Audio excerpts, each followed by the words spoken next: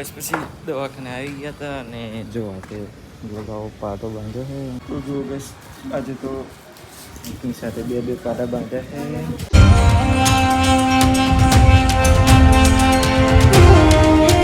તો hello guys, સ્વાગત છે અમારા એક નવા વ્લોગમાં. કેમ છો બધા મજામાં? આઈ હોપ કે બધા મજામાં જશો. તો સવારમાં જો ઉઠી ગયા છીએ અને આ બાજુ જો જય શ્રી વાહન તો હે એન્ડ જો આજે તો કોઈ કરે હે નહીં, કેમ કે બધા આડું અડવા ગયા છે. આવડે તો આવડતું નહીં એટલે આપણે ગયા નહીં.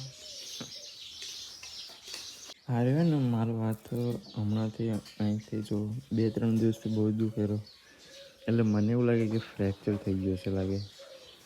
જો આમ કરું એટલે બહુ દુખાય. તો દવાખાને જવું પડશે આજે તો કહીશ. ખબર નહીં કેમ દુખે, મતલબ અમે પડ્યા હતા એક દિવસ, પણ એ તો કેટલા મહિના ખબર હે તો 10 યાની 5 મહિના જેવું થયું. આપણે મેરેજ હતા એની પહેલાં આપણે પડ્યા હતા બાઇક થઈને, પણ અત્યારે તો કંઈ દુખાતું નહોતું. એટલે હવે દુખાય છે જો કહીશ, એટલે હવે દવાખાને જવું પડશે હાથ બતાવવા માટે. શું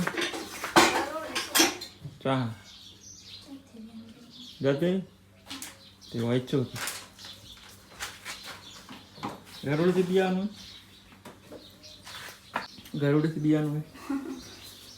A few minutes later. તો જો બસ પછી દવાખાને આવી ગયા હતા અને જો આજે લગાવો પાટો બાંધ્યો છે.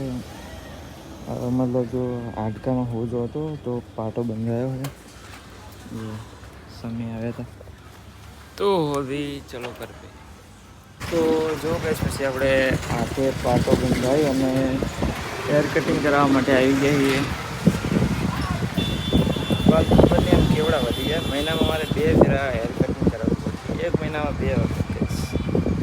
તો ચલો હવે હેર કટ કરાવી અને પછી જઈએ ઘર તરફ. ચલો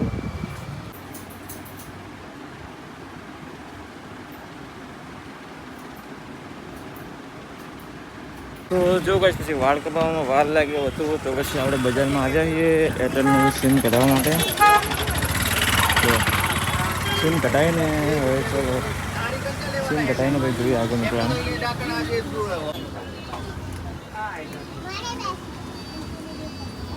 12 seconds later. તો જો ગઈશ પછી આપણે ફાઇનલી પહોંચી ગયા ઘરે અને પાટણનું રહસ્ય જો હું તમને બહુ વિસ્તારથી બતાવું હોય.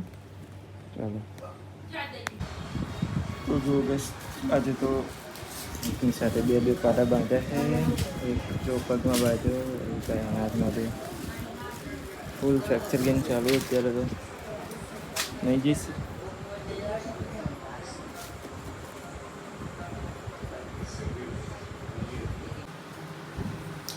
તો જો ગઈશ પછી આપણે નઈને આવી ગયા હતા ને તમે જોયું હતું કે આપણે અહીં ખોજો આવ્યો હતો એટલા માટે જો પટ્ટી મારી હતી.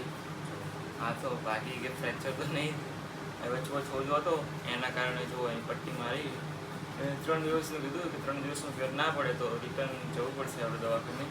અને એક બીજી વાત, એટલે મને વચ્ચે દુખતું હતું એટલે મને એવું લાગ્યું કે હું પહેલાં 4-5 મહિના પહેલાં બાઇક લઈને પડ્યો હતો, એટલે મને એવું હતું કે ત્યારનું હવે દુખે એટલે હાથ ફ્રેક્ચર એ ભાગી ગયો હશે.